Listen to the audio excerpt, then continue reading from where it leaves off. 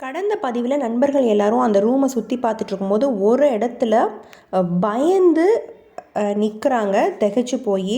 அந்த ரூமினுடைய சுவத்தை ஒட்டி ஏதோ ஒரு பெரிய மிருகம் வந்து ஒன்று படுத்து கிடக்கும்.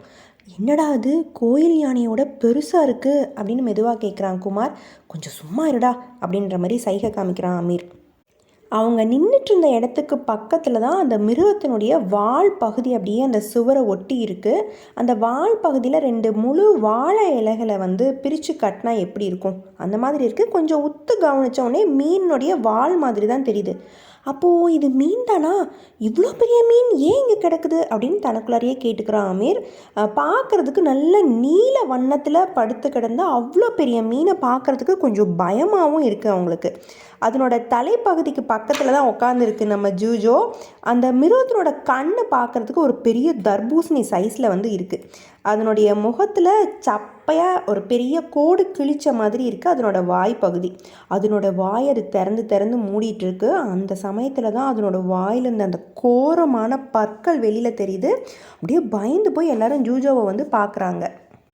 என்ன பயந்துட்டீங்களா? இதான் நீல்ஸ், நம்ம தோஸ்து தான் அப்படின்னு சிரிக்குது ஜூஜோ. ஹலோ அப்படின்னு எல்லோரும் நண்பர்கள் மெதுவாக சொல்கிறாங்க. இது என்னது இவ்வளோ பெருசாக இருக்கே அப்படின்னு பயந்துக்கிட்டே கேட்குறான் முருகன்.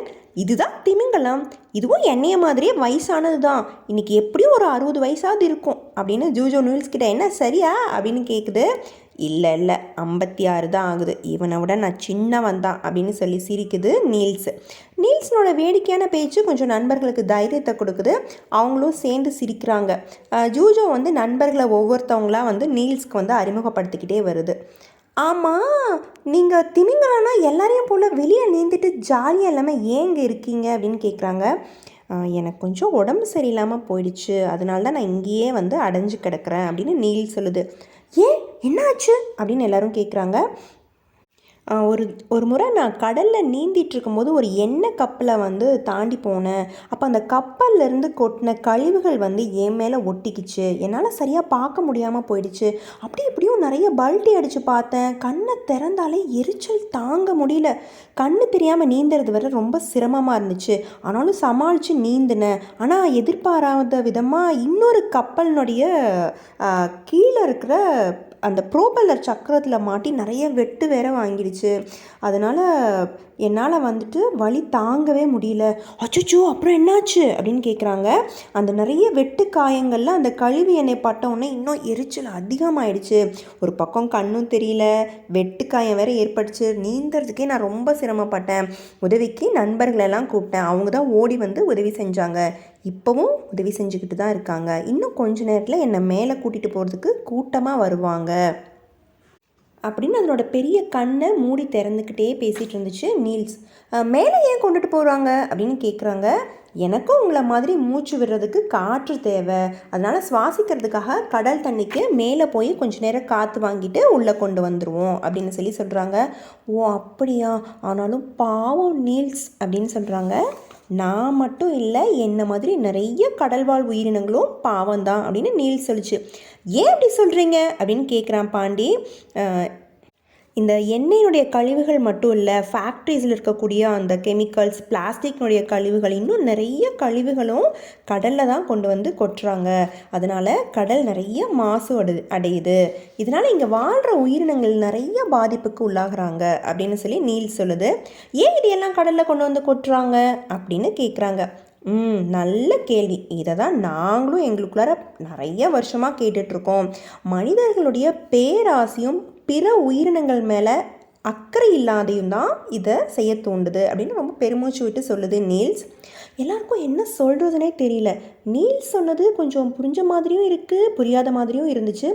எல்லாத்த விட கண்ணு தெரியாமல் உடம்புல காயத்தோடு படுத்து கிடந்த நீல்ஸை பார்க்கும்போது ரொம்ப வருத்தமாக இருந்துச்சு அவங்களுக்கு.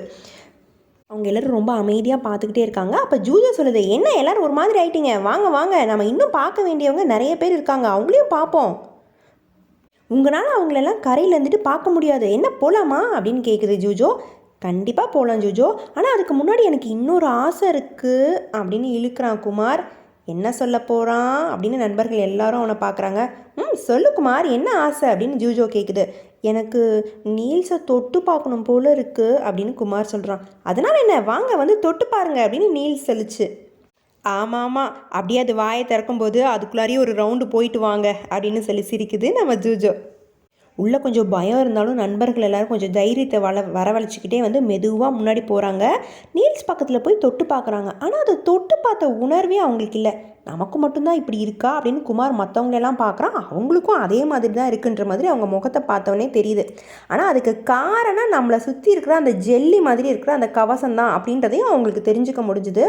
எல்லாத்தையும் வேடிக்கை பார்த்துட்டே இந்த ஜூஜோ சொல்லிச்சு, நீங்கள் இப்போ ஜெல்லி கவசத்தினால மூடப்பட்டிருக்கீங்கல்ல, அதை உடச்சிட்டு வெளியில் வந்தீங்கன்னா தான் நீல்ஸ் உடம்பு எப்படி இருக்குது அப்படின்றத உங்களால் உணர முடியும். ஆனால் அதுக்கு நீங்கள் கடலுக்கு மேலே இருக்கிற காற்று இருக்கிற பகுதிக்கு போகணும். அப்போ தான் இந்த கவசம் உடையும். அது வரைக்கும் இது ஒட்டி தான் இருக்கும் அப்படின்னு ஜூஜோ சொல்லுது. அச்சோ அப்படின்னு எல்லாரும் சொல்கிறாங்க. தொட முடியுது ஆனால் தொட்டு பார்த்த உணர்வே இல்லையேடா அப்படின்னு வருத்தமாக சொல்கிறான் குமார். உன்னோட வருத்தம் எனக்கு புரியுது குமார். இந்த ஜெல்லி கவசம் இருக்கிறது தான் உங்களோட பாதுகாப்புக்காக தான். இது இல்லைன்னா எப்படி தண்ணிக்குள்ளார உங்களால் பயணம் பண்ண முடியும்? சரி வாங்க, நம்ம வேறு நல்ல நண்பர்களெல்லாம் போய் பார்த்துட்டு வரலாம் அப்படின்னு சொல்லிட்டு ஜூஜோ அந்த ரூமை விட்டு வெளியில் வருது. நண்பர்கள் எல்லாரும் நீல்ஸ்க்கு டாட்டா காமிச்சிட்டு அந்த ரூமை விட்டு வெளியில் வராங்க. அவங்களுக்கு பின்னாடியே வந்துகிட்டு இருந்துச்சு டப்பான். அதோட கதை தொடரும். இன்றைய தகவல் நம்ம நீல்ஸ் பற்றி தான். குட்டி போட்டு பால் கொடுக்கும் உயிரினம் தான் வந்து திமிங்கலம். உண்மையிலே இது ரொம்ப சாதுவான ஒரு உயிரினம்.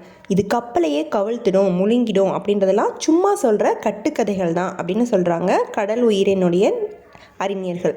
திமிங்கலங்களில் 70க்கும் மேற்பட்ட வகைகள் இருக்குது. இது குட்டியாக பிறக்கும் போதே குறைஞ்சது 20 அடி நீளமும் 1000 கிலோ எடையும் இருக்குமா.